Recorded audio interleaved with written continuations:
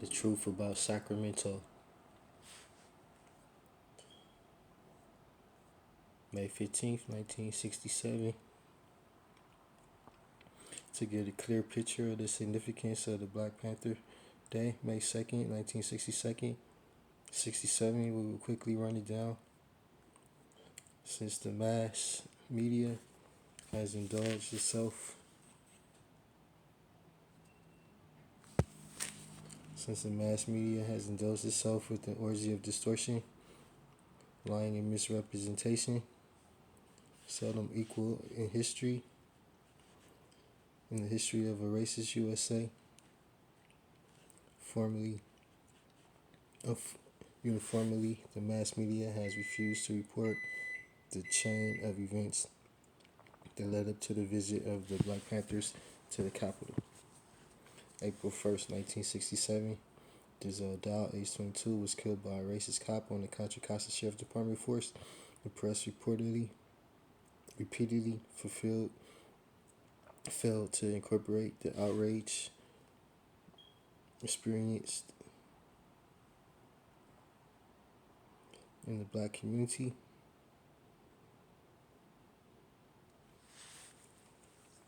With the subsequent action of the Black Panther Party, the facts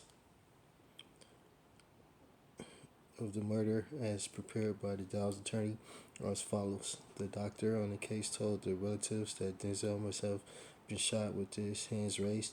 The coroner's report stated that there were 6 bullet holes, while the newspapers called the Richmond Independent said there were only 3 bullet holes.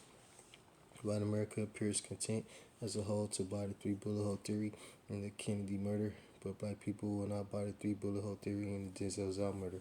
3. The coroner said that the death was due to bleeding, yet no blood was found on the site of the body.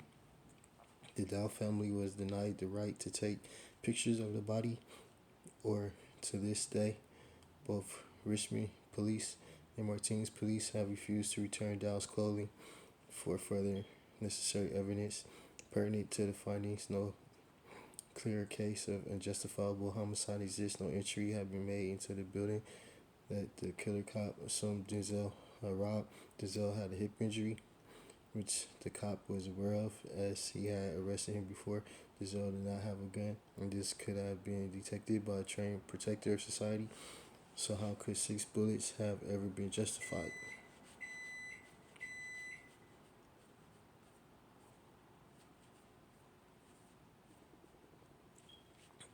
If no bullets were fired in self-defense.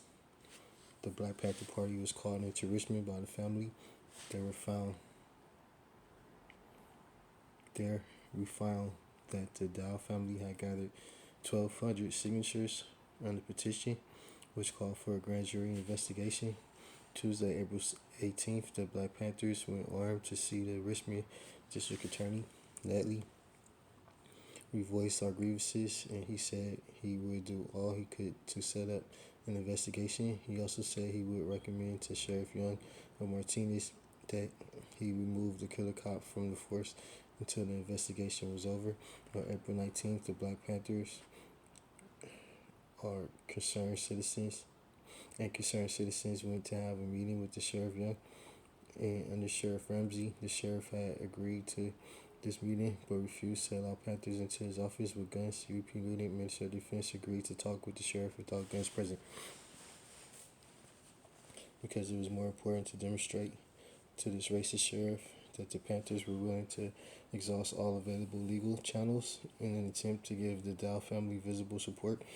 This meeting ended in frustration as Sheriff Young refused to remove the killer cop pending investigation. He also refused to give any assurance whatsoever to the black community that he would exercise his exclusive authority to adopt a policy that members of the police force be instructed to refrain from killing suspects when only property is involved in a suspected robbery.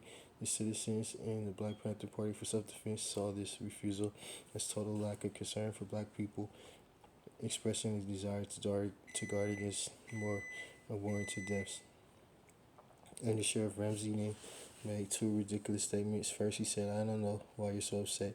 This is the first death we've had in the county. Secondly, Ramsey said, if your people want to put policy change, you should go through the legislature. This is exactly what the Black Panthers did. Yet in the assembly, Undersheriff Ramsey spoke in favor of the Mulford gun bill. This time he said this kind of legislation will be necessary because first there were more teens with guns causing a disturbance. Now today they're here and who knows where they will go show up next. He had forgotten his own advice. Contrary to what the newspapers have reported, the Black Panthers were escorted to the Assembly Hall by a horde of TV men with cameras and the Capitol Police. This is an observer box in the Assembly, and it was to this area that the Panthers, the members of the Dow family, and the concerned citizens were directed. The first words that came from the Assembly Speaker's microphone were, "Will the guards please remove those TV cameras from the Assembly?" If it was the men with guns who upset the Assembly, then the first words coming from the Speaker should have been, "Will the men with weapons please remove themselves from the Assembly?" Negroes with guns, that was the only issue at the Capitol. The antique races in the power structure were disturbed not because of an overt or threatening action by the Black Panthers. They were disturbed by their own guilt-ridden white racist psyches in which they suffer nightmares of the armed masses someday rushing in upon them while they are in the act of plotting their characteristic assaults upon the life, liberty, and pursuit of happiness of the people.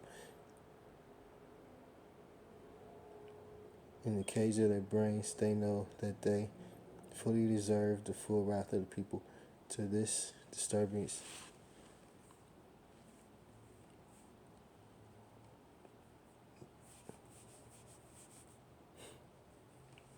this reaction was similar to that of the white American generally to the slogan Black Power. The logic of the racists just can't put those two words together.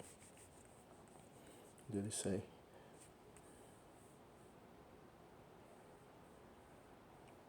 To these disturbed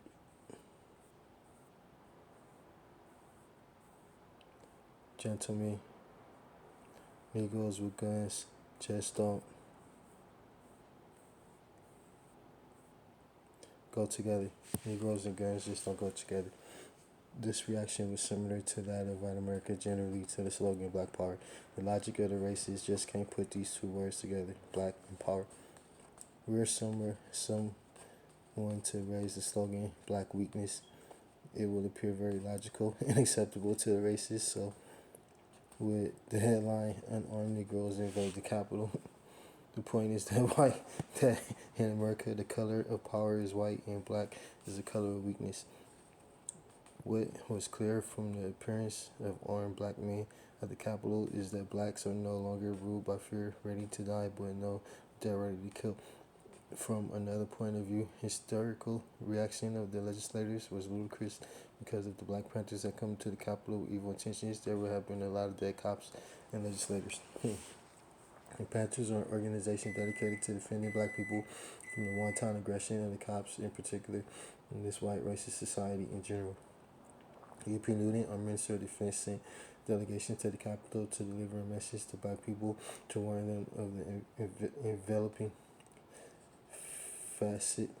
fascist trend of this sick white society we live in.